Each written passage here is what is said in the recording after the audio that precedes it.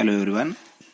In the previous session of the revision class, we have already seen the lesson of the life process, in which we have seen the meaning of and definition of the life processes and the different life processes also we have seen.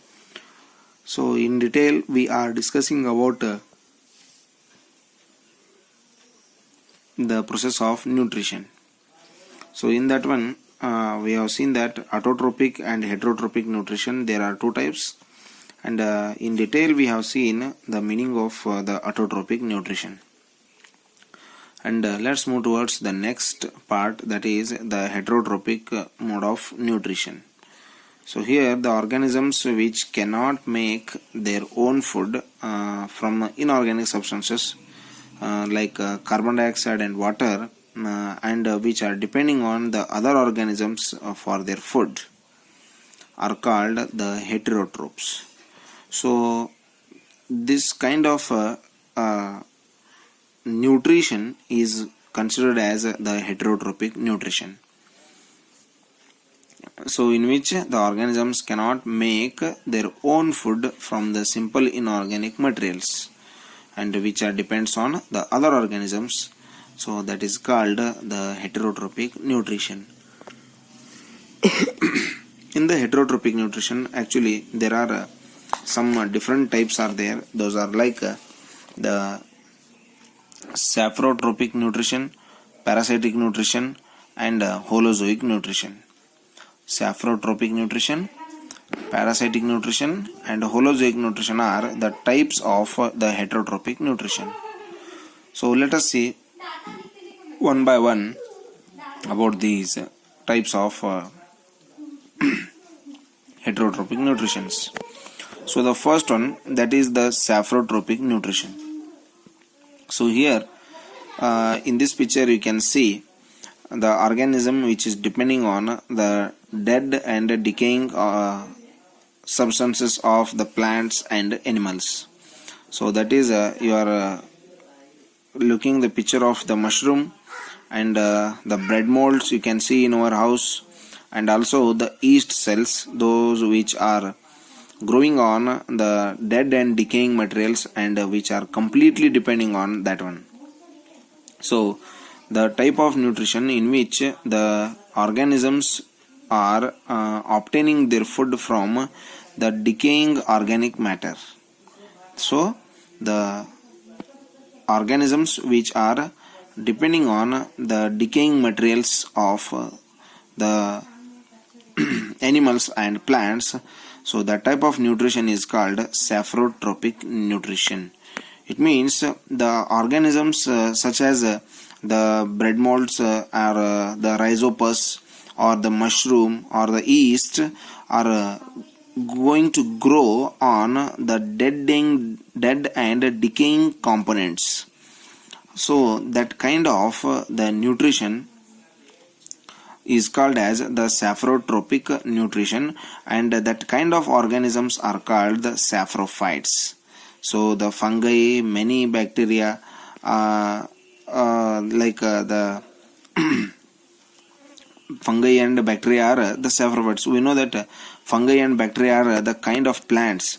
So we can also say that the saprophytes are the plants which feed on the dead and decaying materials.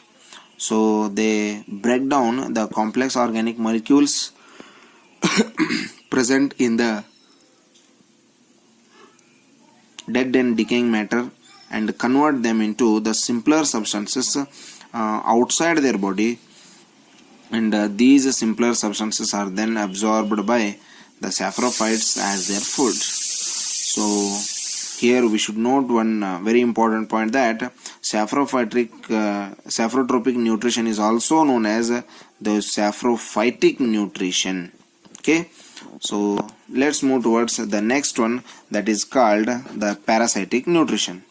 So already we have seen about the parasitic nutrition in the 6th and 7th standard, that the organisms which are completely depending on the other organisms.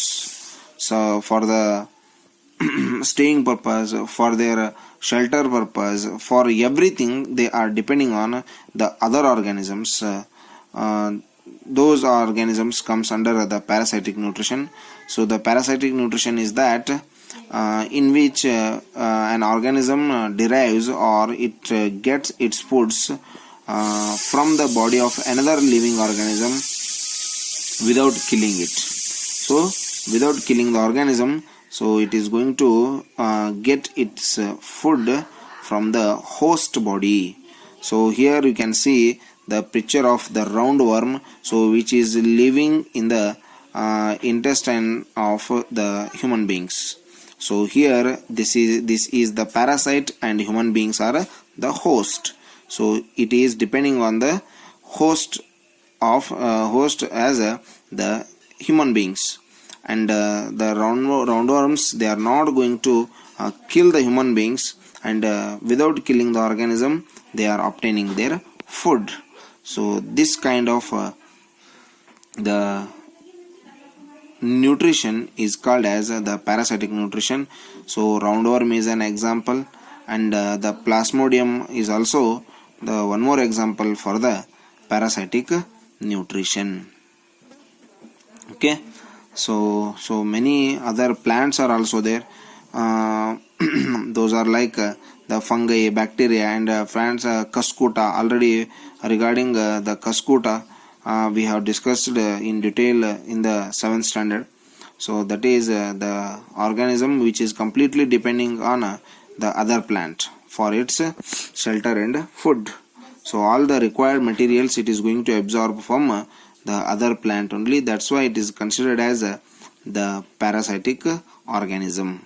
Okay, so this is the plant and animals like the plasmodium and the roundworms.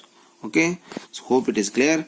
And the next one is the holozoic nutrition.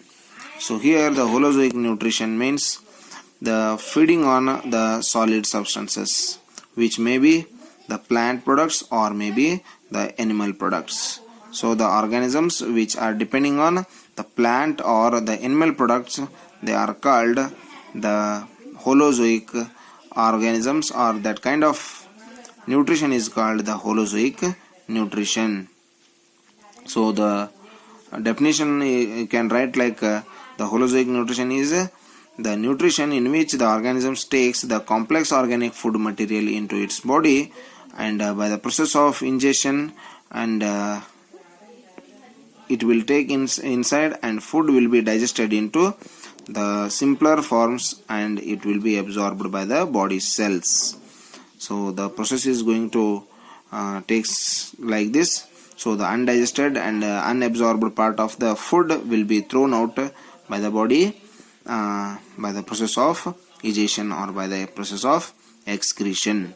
So like this most of the organisms including human beings are going to get their nutrition by the holozoic process.